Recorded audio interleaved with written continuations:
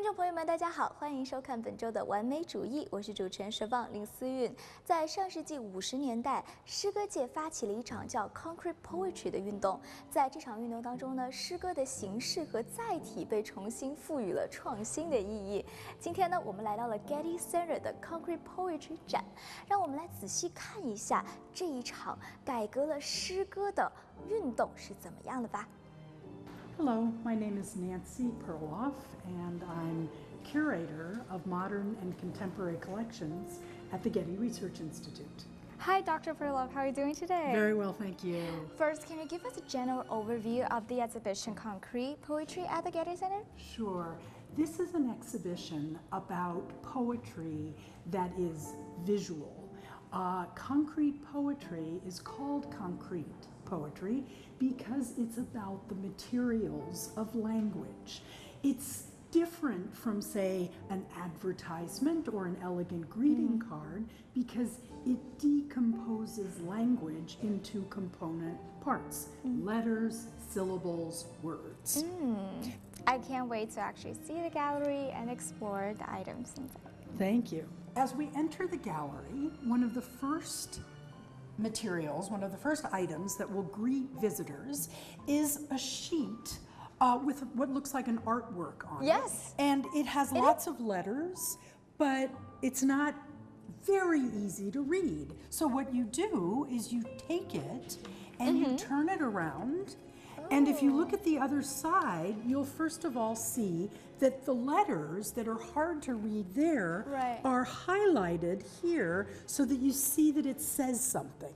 And then what you do as a visitor is you see there are folds. Yes. And even if you're not artistic, you can figure it easily how to put it together so that you end up with what looks like this. And then when you open the top of the box, you can read about the exhibition and you can see images that are in the exhibition. So it is both a make-it-yourself artwork and a little guide to the exhibition. Yeah. Brochure. That's beautiful. Yeah, that is the most unique brochure I've seen.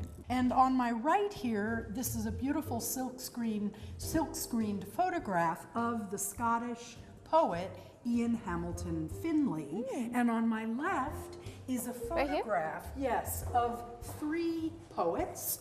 The left, it's Geraldo de Campos. In the middle, Decio Pignatari, and on the right, Augusto de Campos. So these were brothers, and they formed part of a group, a poetic group, in the early 1950s. And they're very young here, they're in their early 20s. You'll notice also on the gallery walls that there are quotes, and the quotes are actually from the words of some of the artists and poets. So we have throughout the exhibition wall quotes that help people.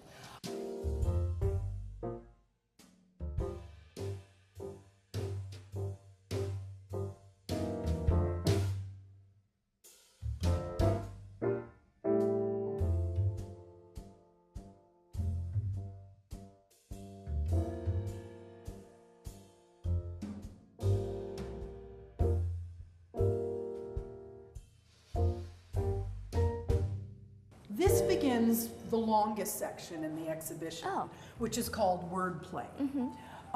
Wordplay, permutations and transformations. So what we're showing here is the ways in which concrete poets first reduce their language to a very, very spare vocabulary, sometimes just one word, sometimes just two words, and the way they transformed words by writing them backwards or writing them upside down, in all cases often moving away from a linear approach. We're standing in front of two cases that form a section called Antecedents, the Historical Avant-Gardes. The really crucial part of this is that the concrete poets who worked after World War II discovered the early 20th century avant-gardes for the first time. They'd been buried during the war, there was no access to the work. After World War II, there was a kind of discovery. So this whole wall, as well as this wall here, it shows different aspects of wordplay.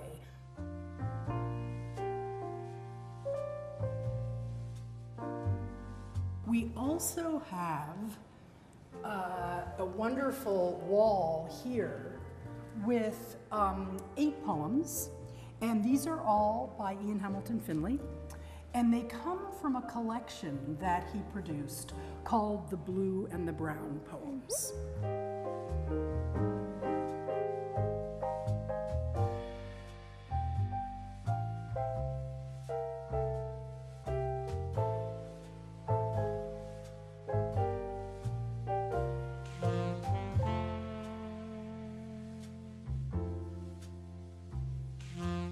This is interactive. Absolutely. And visitors can actually put on the headphone. Ooh, I'm hearing. Yes.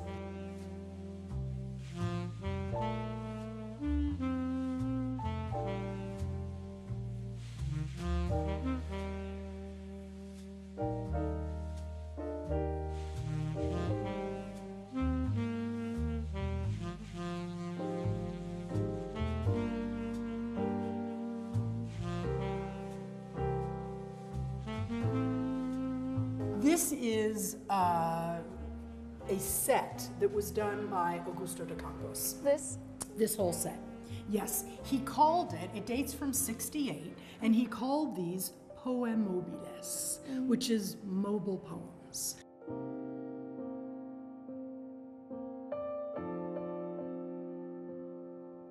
This piece, part of Shifting Media, you can see that Ian Hamilton Finley created it as a print, as a kind of poster. Quite lovely with the silver on the gray. And it's an interesting, mysterious poem. Star with lots of light. Star, it changes. Star, and you keep reading star. And suddenly steer.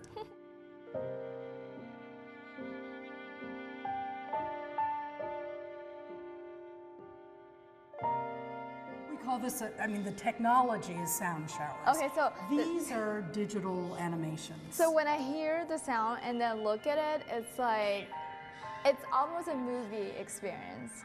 Good, that's exactly what it should be. It's immersive. Absolutely. It's immersive. That's what it's Beautiful. meant to be. The way the exhibition ends is with Augusto de Campos moving into technology, like this, and Ian Hamilton Finley moving into the garden.